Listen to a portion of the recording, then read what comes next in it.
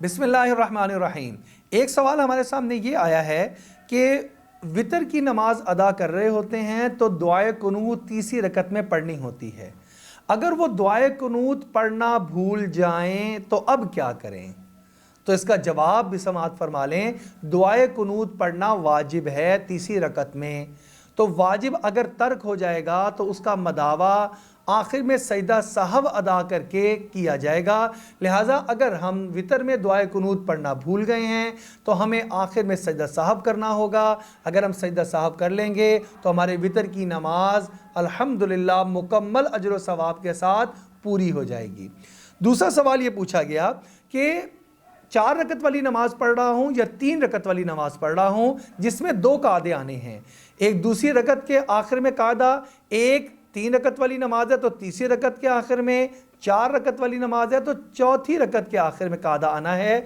अगर पहले कादे में मैं बैठा, मैंने अत्तहियात पढ़ ली है और फिर उसके बाद मुझे खड़ा होना था और मैं भूल गया, खड़ा होना भूल गया और मैं उससे आगे दुरूद शरीफ पढ़ने में लग गया और दुरूद शरीफ पढ़ता चला गया, तो क्या अब ये जो ताख़ीर हुई है मेरी वाजिब में कि मुझे खड़ा होना चाहिए था, मैं खड़ा नहीं हो सका, तो इसका मदावा कैसे होगा? तो ये भी सुन लीजिए, इसके लिए भी हमें सजदा सहव करना पड़ेगा ये जो ताख़ीर हुई है उसको पूरा करने के लिए। लेकिन ये फ़र्ज़ में है, वाजिब में है, ये सुन्नत में और नवाफिल के अंदर ये बात नहीं है। अगर सुन्नत और नवाफिल हम पढ़ रहे हैं तो उसमें अगर हमने दुरूद शरीफ पूरा पढ़ लिया तो ये ज़्यादा बेहतर और फजीलत वाला है।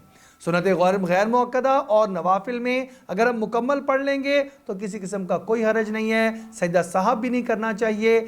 अगर फ़र्ज़ और वाजिब में हम कर रहे हैं तो फिर हमें याद रखना चाहिए हमें सजदा सहव करना पड़ेगा ताकि हमारी नमाज मुकम्मल हो जाए। दूसरा सवाल ये पूछा गया कि क्या क़ज़ा नमाजें हम अदा कर रहे हों तो उसके अंदर गलती हो जाए तो उसके भी सजदा सहव करना पड़ेगा? तो ये समझ लीजिए, आप चाहे अदा नमाज पढ़ रहे हैं, चाहे आपकी क़ज़ा शुदा नमाजें हैं आप वो पढ़ रहे हैं, उसके अंदर जब भी वाजिब की कोई गलती होगी, तक़दीम वाजिब, ताख़ीर वाजिब, तर्क वाजिब, तकरार वाजिब, आप पर सजदा सहव करना लाजिम होगा।